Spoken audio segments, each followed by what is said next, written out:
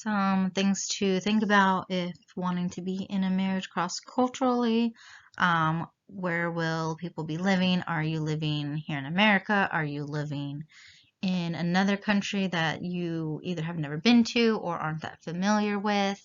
Parenting styles, um, in-laws. I know in a lot of cultures, in-laws like to move in with the family. They don't put in like nursing homes and stuff. Is that something that you're going to be okay with if that comes up? Holidays and traditions.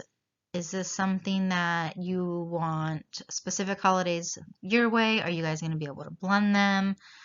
And the role in a marriage. In some cultures, women's roles are not as equal. So if that's something that is in this culture that you are thinking about with your marriage, how do you feel about that?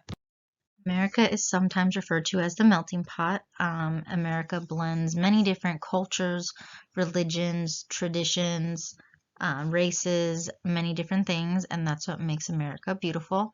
If you're living here in America, I feel like there's more chances of that happening than necessarily going to another place where maybe the cultural and religion is more dominant.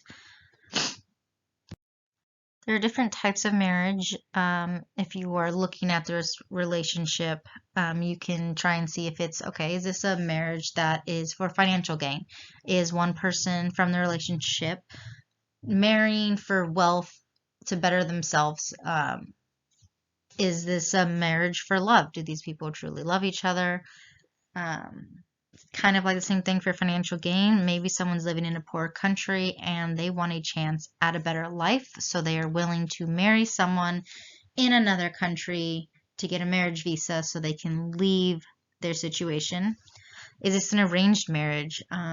Oftentimes, families do this to have a gain for their benefit in some way, not necessarily always benefiting the people getting married, but this does happen. Adapting to a move, especially from one country to another, can be a big stress factor. First of all, do you even know the language that of the country that you are moving to? Is this something you plan on learning once you moved? So if you don't know the language, how are you going to be able to get directions somewhere, to be able to speak to someone, the cab driver, for instance, or finding work? How are you going to work in a country where you don't even speak their language? Not having your own family or friends can be very lonely. What happens if the person in the relationship that moved is feeling very lonely and they want to go back home? Is this something that they're willing to stick it out and try and make it work in a new country? Or is it going to become one of those things where they're relying so much on their spouse for, how to communicate or get directions or all hanging out with their friends? Is this something that they're going to want to go back home?